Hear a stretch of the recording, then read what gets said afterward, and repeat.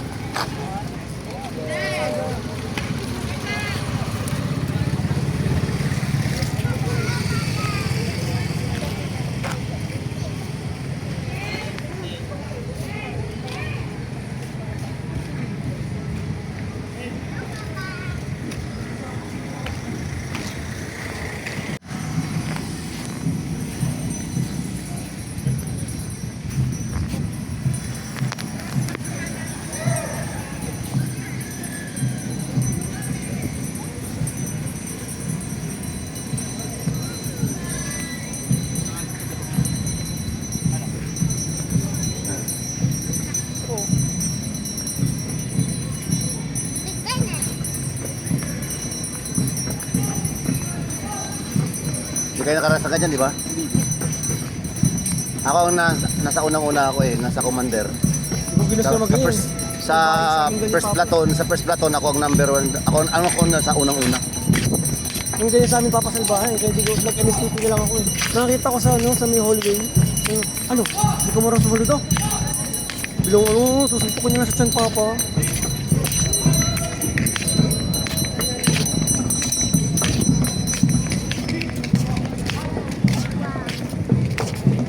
Hindi ako mahawak ng ganyan, ng swords. Yung ganyan. Yan ko yun. Yan. Nasa dulo na yan.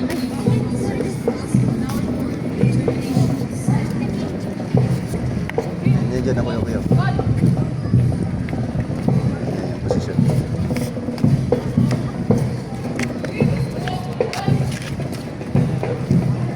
Yan, ganyan.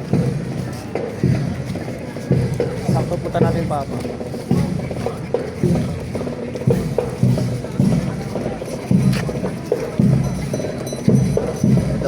Babae. Ayan ang sa first platoon pa lang. Ito ang second platoon. Third platoon. Nasa third platoon pa. Mami, video ko mami landscape. Landscape. Kapagilid.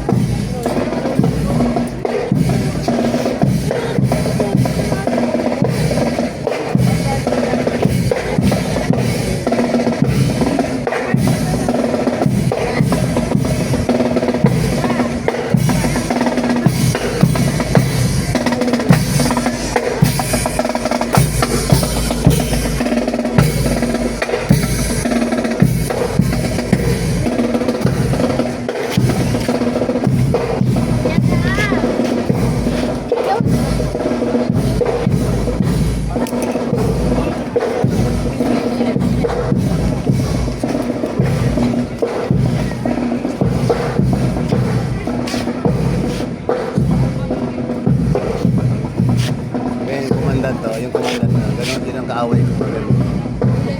Nung nag-aaral ako ng ganyan, di ba, nasa first platoon ako.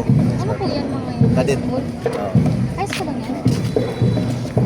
Oo, buti dito meron pang ganyan. Meron pa yan. Wala ako magamit na sila. Ayos ka lang talaga. Kahit komandante namin, hindi ako nagpapander.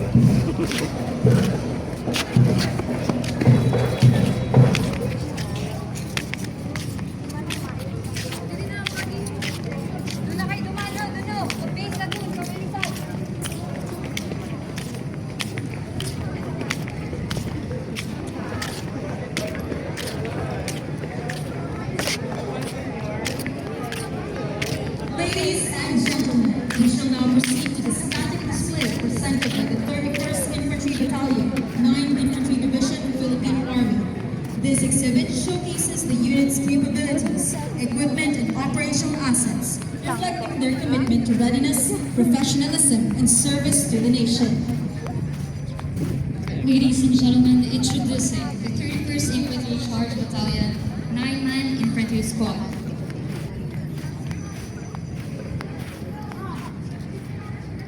The Philippine Army's 9-man Infantry Squad composition is designed to maximize practical flexibility, firepower, and operational efficiency. This squad is typically divided into 2 fire teams, each with specific roles, responsibilities, and equipment to address various combat scenarios. This structure balances maneuverability, but is well utilized for its ability to the squad is responsible for all the squad was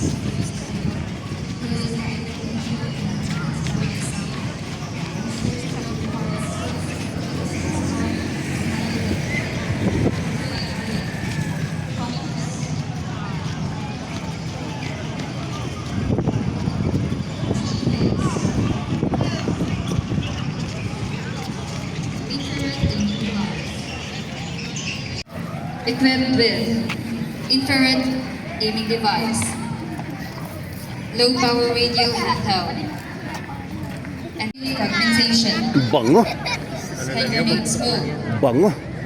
flares, Sarap. jungle bolo, and bayonet. The team leader, Sarap. the Grenadier Alpha and Bravo. He provides grenade capability to the squad and the platoon for maximum firepower. He secures the flank area of the squad during movements and holds. Equipped with infrared aiming device. Armed with assault rifle. With grenade launcher. Hand grenade fragmentation. And bayonet. The Grenadier, the automatic rifleman Alpha and Bravo,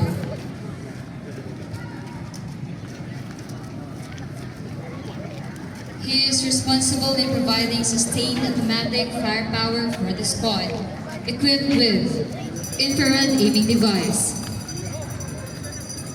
armed with squad automatic weapon, 2 hand grenade fragmentation, and bayonet. The automatic rifleman.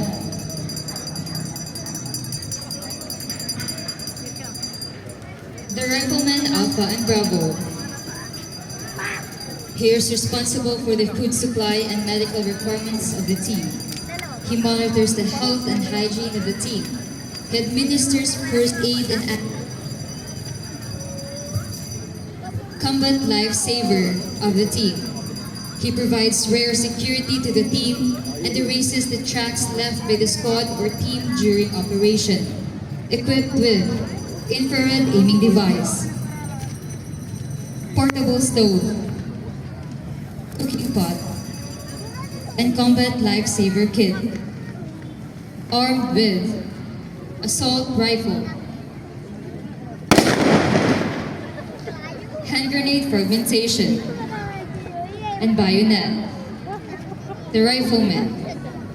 Once again, ladies and gentlemen, the Infantry Rifle Squad duties and responsibilities. And now we will witness as they perform the Infantry Rifle Squad formations. Squad movements are the formation and techniques used to move safely and effectively in combat zones. These movements are determined by terrain, visibility, enemy presence, and the mission objective. It allowed the squad to move effectively while maintaining security and control. Each formation serves a specific purpose and is chosen based on the mission and environment. Proper execution of these formations ensures the squad's effectiveness and survivability. Wedge formation. The wedge formation is the basic formation of the fire team. The interval between soldiers in the wedge formation is normally 10 meters. The wedge expands and contracts depending on the terrain. When rough terrain, poor visibility, and other factors make this wedge difficult to control, fire team modifies the wedge. It is designed on all-around security and balance for both movement and firepower.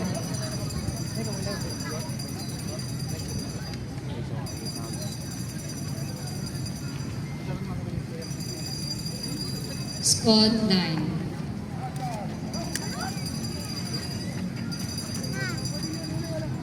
The squad line provides maximum firepower to the front. When the squad is acting base squad, the fire team on the right is base fire team. The squad leader is usually slightly behind to control the unit. This formation is used when assaulting or attacking enemy position and advancing across an open terrain. All personnel are able to engage targets directly ahead, making it effective for offensive operations. Squad column.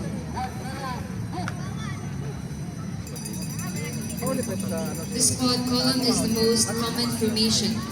It provides good dispersion laterally and depth, without sacrificing control and facilities maneuver. The fire team leader is the base fire team. When the squad moves independently, the rear element of the platoon, the rifleman and the tail fire team, provides rear security. It is used for moving along roads and trails, traveling in relatively open terrain, and maintaining speed and control. It allows for better control than a wedge and more flexible than a single file. Squad file.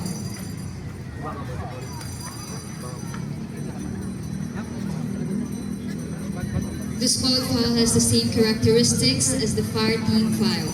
If the squad leader desires to increase his control over the formation, exert greater morale presence by leading from the front, and be immediately available to make key decisions, he will move forward to the first or second position, moving the team leader to the last position to provide additional control over the rear of the formation. It is used for moving through narrow paths, confined spaces, navigating dense terrain such as jungles or urban alleys, and maintaining control and stealth. A 9-man rifle squad is a small, highly coordinated infantry unit designed for frontline combat and tactical missions.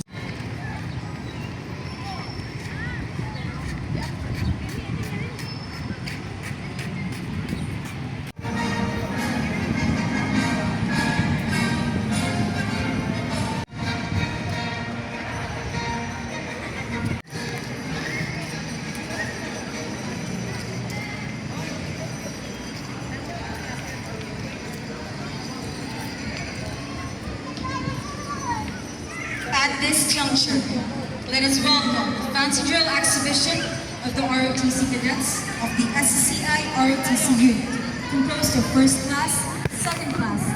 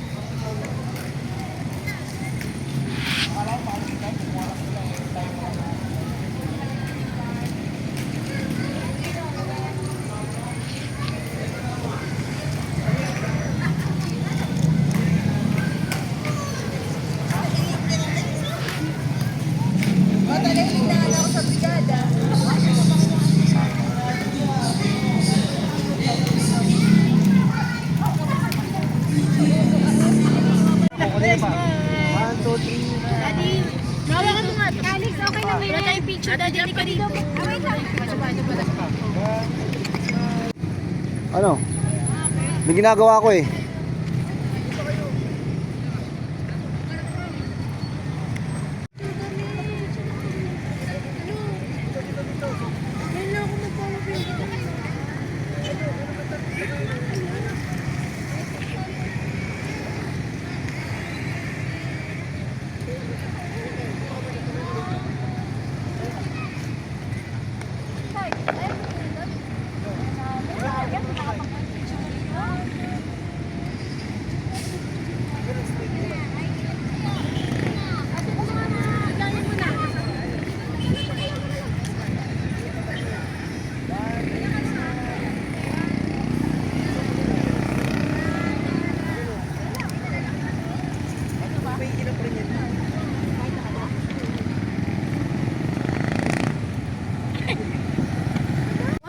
nanay ng solo. Dito sa camera mo. Uwi na tayo?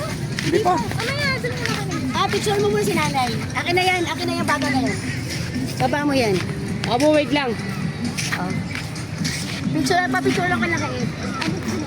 Huwag na, binuubat naman yun. Si nanay nakikita.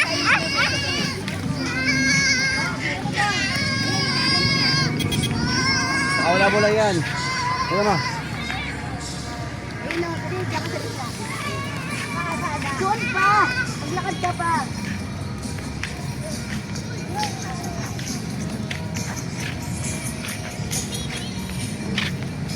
Jen! Typhoon mo ka! Sila mo si nanay. Solo na kita typhoon kanina. Dito na tayo sa gilid para kay nanay lang yan. Ganda talaga oh. Dito na, sa gitna. Sa baba, dito. Ed! Dito banda. Ilang dito oh. Pa. Isa pa. Isa pa. Oh, ito ang gitna oh. Dito ma. Dito ka. Hiling ka duman oh. Yan. Digi. Hiling ka doon kaya yan. O siya lang daw muna mag-isa.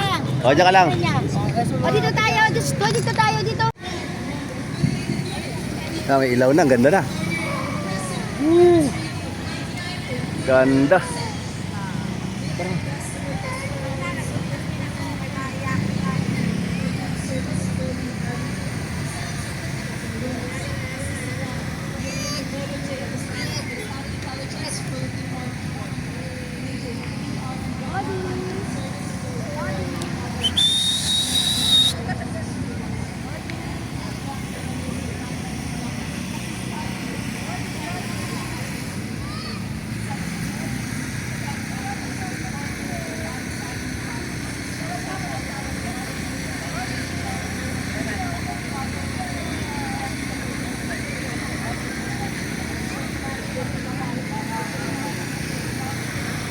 Pilay tuloy. Dito mas na? Ay, di sadsad ko eh.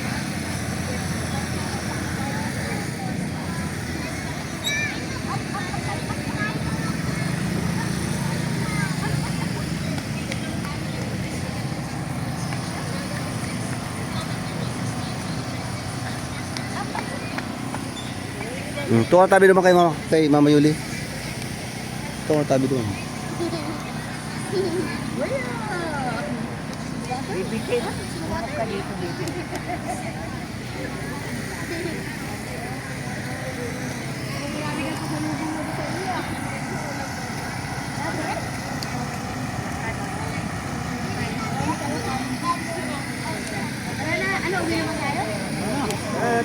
Tara, uwi na tayo. So ayun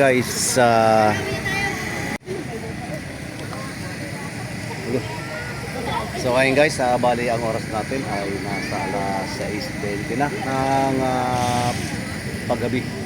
So hanggang dito na lang at maraming salamat muli mga katokad friends sa inyong suporta at pagbibigay sa akin ng patuloy na suporta sa aking channel. Maraming pong salamat at like and share. Ano ba siya?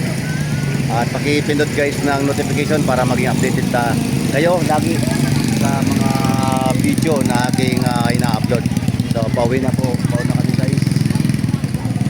At yung aking family nakapag pamasyal na kami dito sa may Sorsogon Sport Arena. Ayan. Ay, pamilya ko guys. Bye-bye and peace.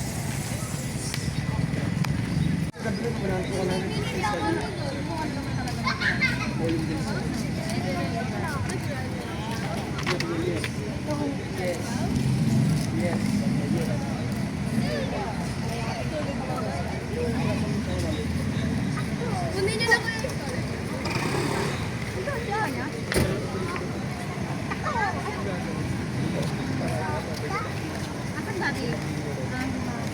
Napago na si Mama guys.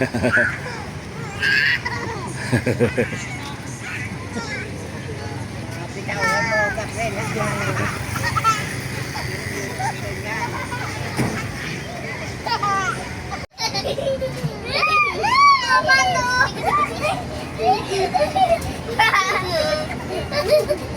Ay,